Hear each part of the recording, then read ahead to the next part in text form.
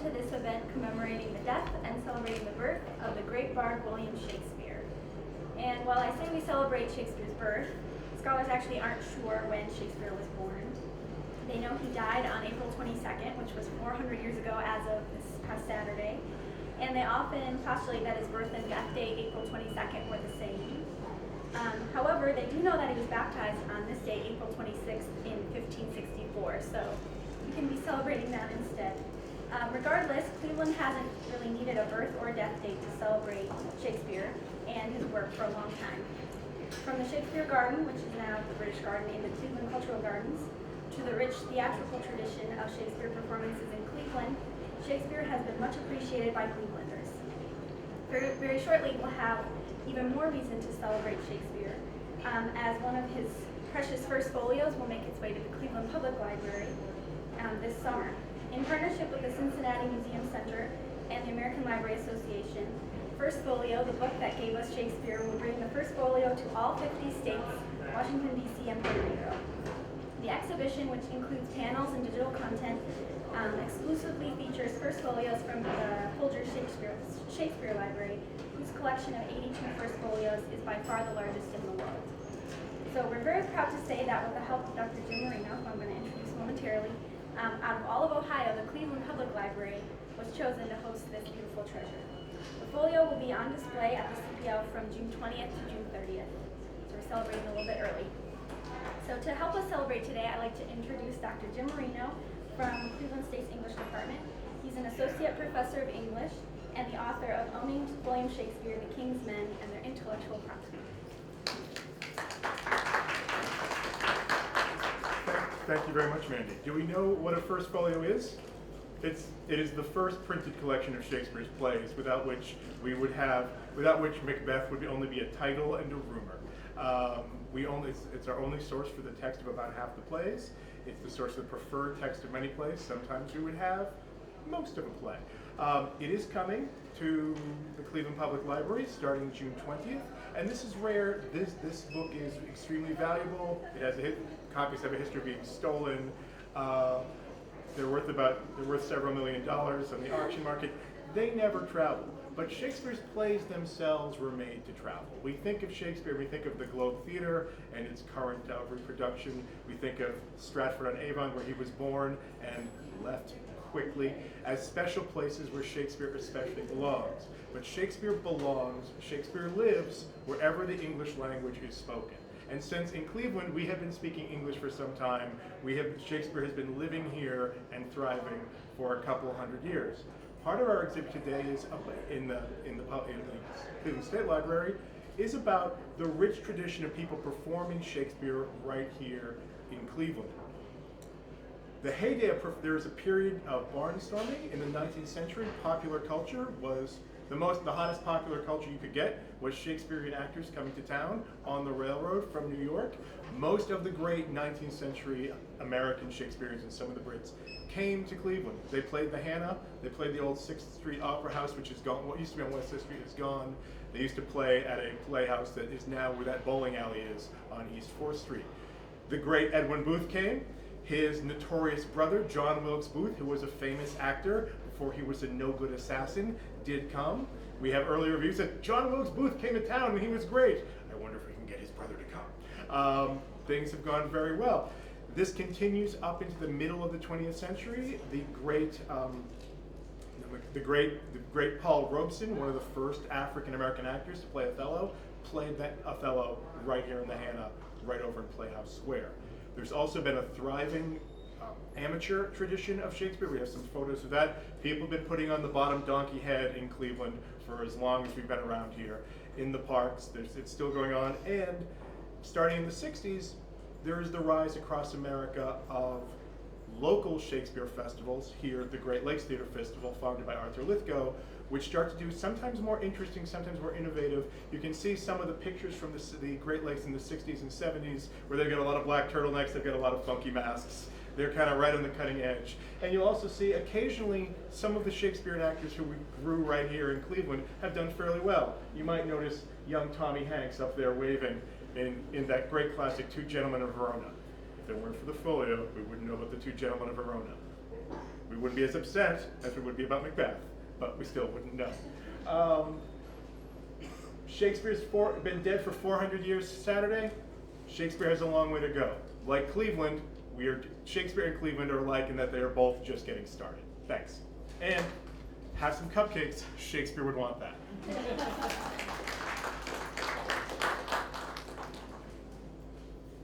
Okay, so before I introduce our musical entertainment for the morning, I do invite you to have some of the free cupcakes and also to peruse our new exhibit. We have cool stuff like swords and a skull and images from Cleveland memory of some of the theater performances that Dr. Marino was just talking about. You can also take a selfie with Shakespeare, hurry this way, which would be really awesome. And we also have a model of the Globe Theater from the theater department that's really cool, so you can take a look at that.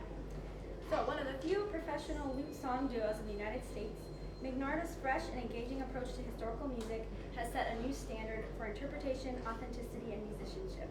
They have produced 10 critically acclaimed CDs and a series of editions of historical music for voice and lute. Capturing the nuance and intricacy of early music with warmth and flair, Mignarda's performances remind 21st century audiences that at one time this was pop music. The library is very proud to have Donna Stewart, one half of Mignarda, on our staff in the digital productions unit. And so here to share with us some music contemporary to Shakespeare, please help me welcome Mignarda.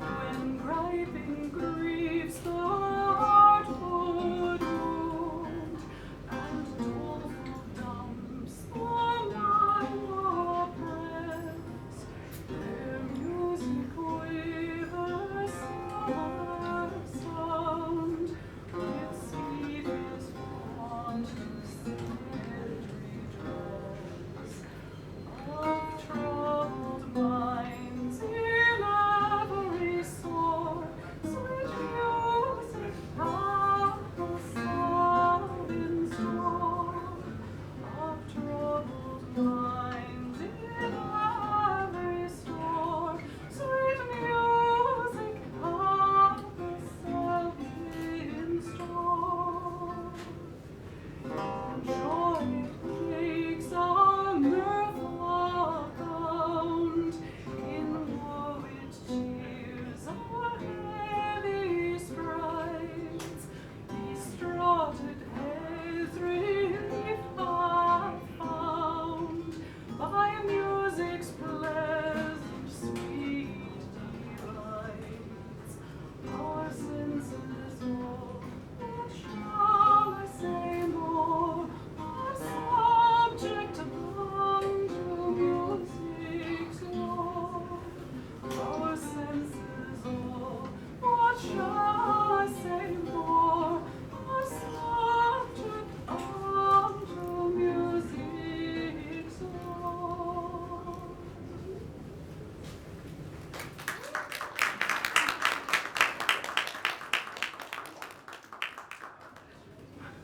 So the next song we're going to do is actually the same situation.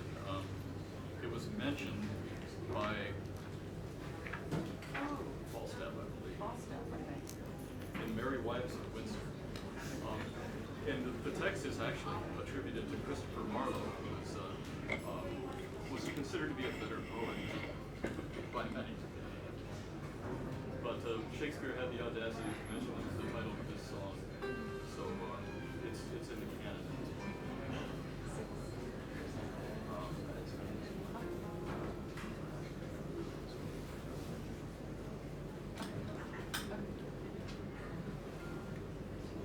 Come live with me and be my love, and we will all pleasures prove, that hills and valleys, dale and field, and craggy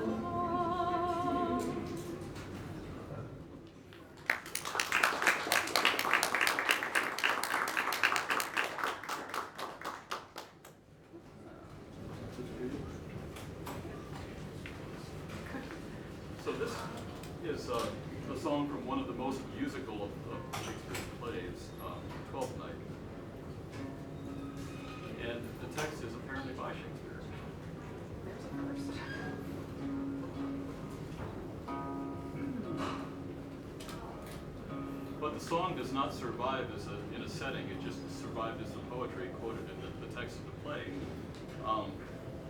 But there was an instrumental version with the same title in the Fitzwilliam Virginal book set for Virgils, and we've just adapted that same music, and it fits pretty well. You have to do a little bit of sleuthing sometimes to make it work.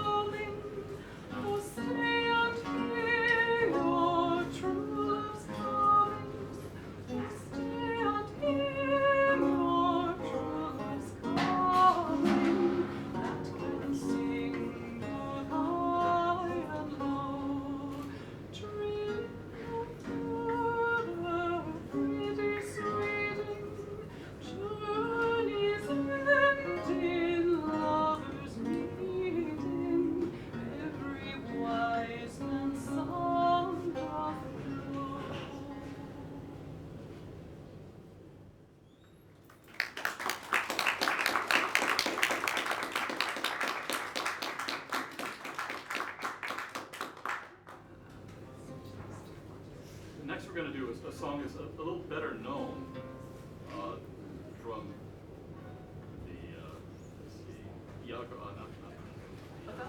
Othello. Iago in Desdemona's Lament. The Willow Song. This is Desdemona's Lament.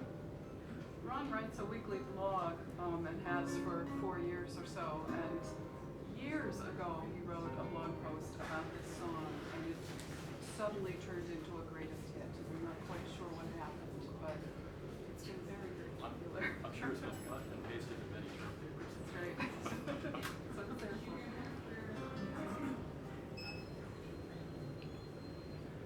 The poor soul sat sighing by a sycamore tree. Sing willow, willow, willow, with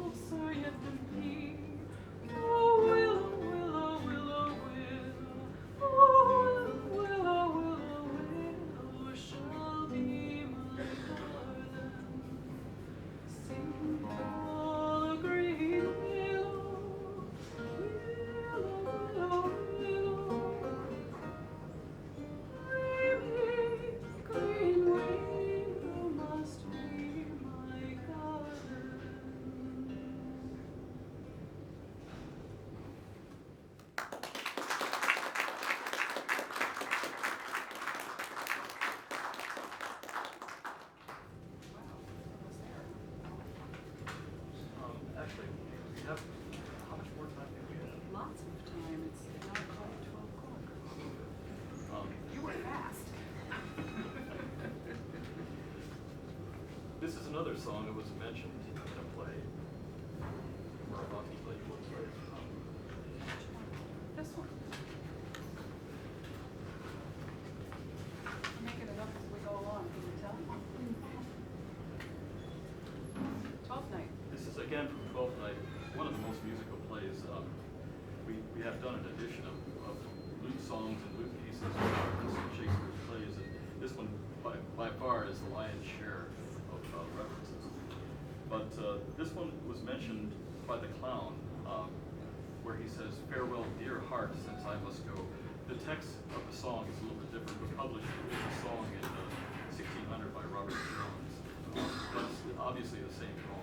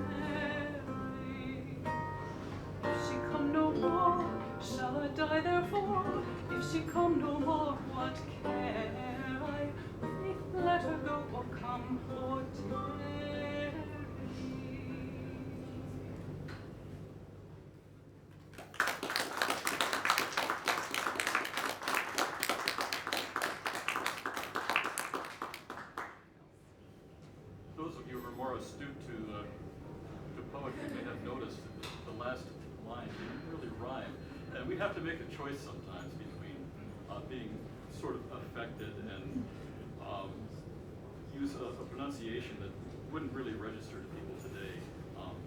And we choose to actually use a more accepted modern pronunciation rather than to seem sort of trite with the rhyming style. When we sing in French, we tend to use 16th century pronunciation, early modern French, and it doesn't throw people because most people don't speak French, or they just think that's kind of interesting. But somehow singing English, for a native speaking language, people find that a little off-putting, a little effective, and we want people to appreciate the texts and to be able to relate to the texts. So that's why we make the choice. I'm glad you're nodding and not. Oh, sure, why not? This is one we haven't done for a few years. So this would be interesting. This would be interesting. Is that right?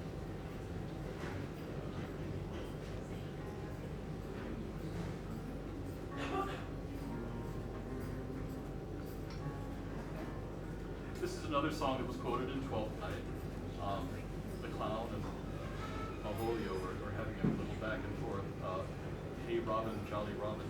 And this is actually a tune that appears in Henry VIII's songbook quite early, circa 1520, as a round or a canon in three parts. Not really a canon, it's actually a three-part where the different parts sort of repeat and one part sort of takes off on its own. A modern equivalent, I guess, is a catch. I guess modern in the 17th century.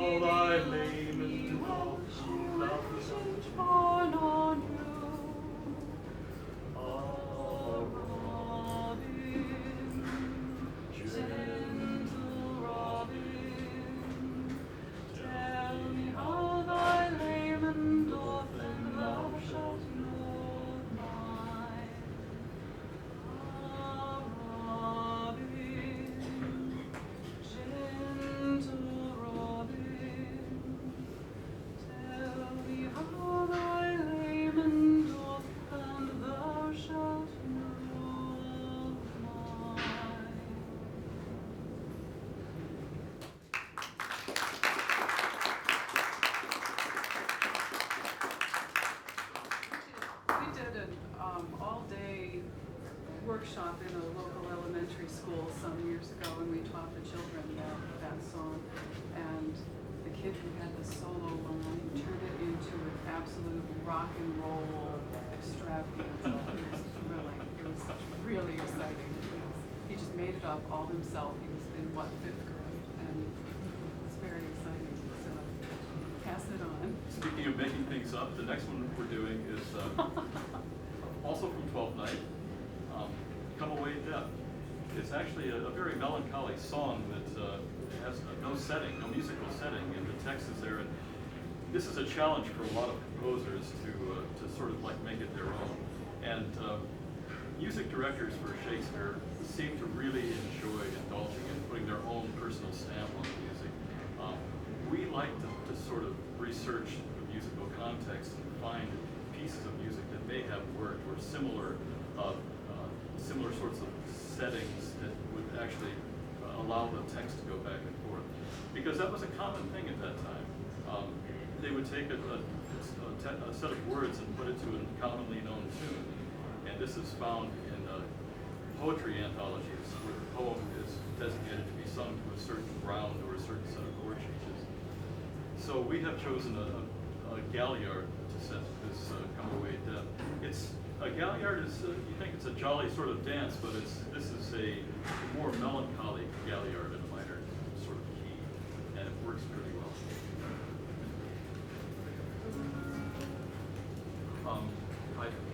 Yeah.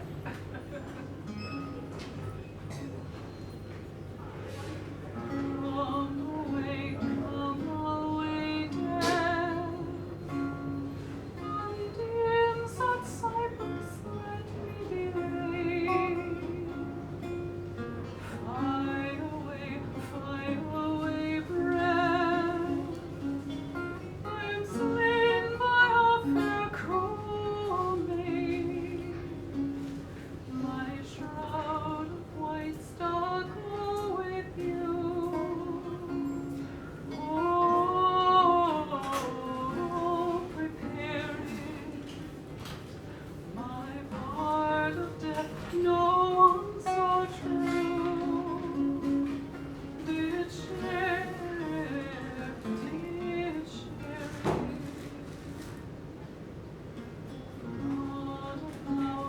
Not a flower sweet. On my black coffin let there be strewn. Not a friend free. My poor corpse where my bones shall be thrown. A thousand sighs to see. Lay me where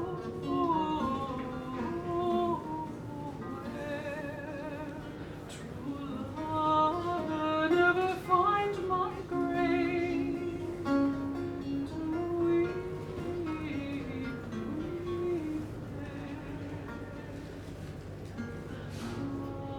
weep come away, death. And in such cypress let me be laid. Fly away, breath. I'm slain by a fair cruel maid. My shroud of white stuck on with you.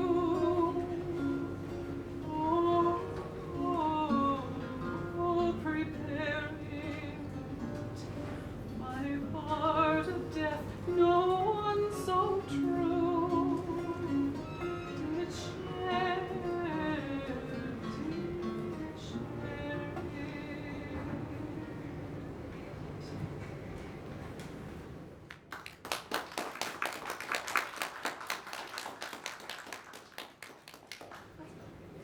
We have one more, and this is another one from, it's actually from a play. It's part of a play, and it's part of The Tempest.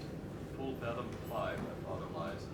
It's very early in the play, and it's sung by Ariel, airy spirit. The background is the scene is being set.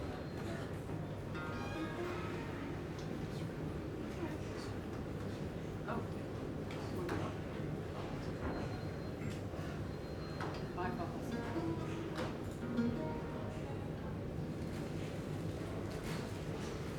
Full fathom fly, my father lies. Of his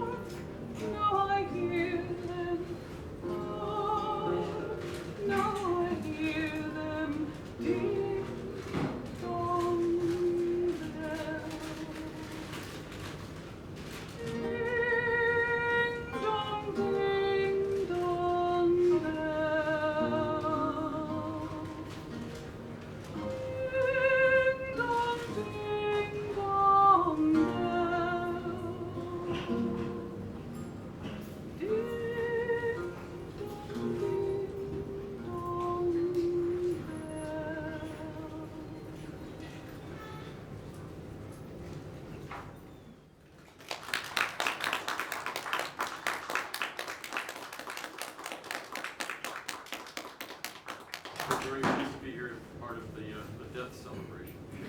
Come on in and look around and If you have any enjoy some questions, cakes. just Ask ask. questions.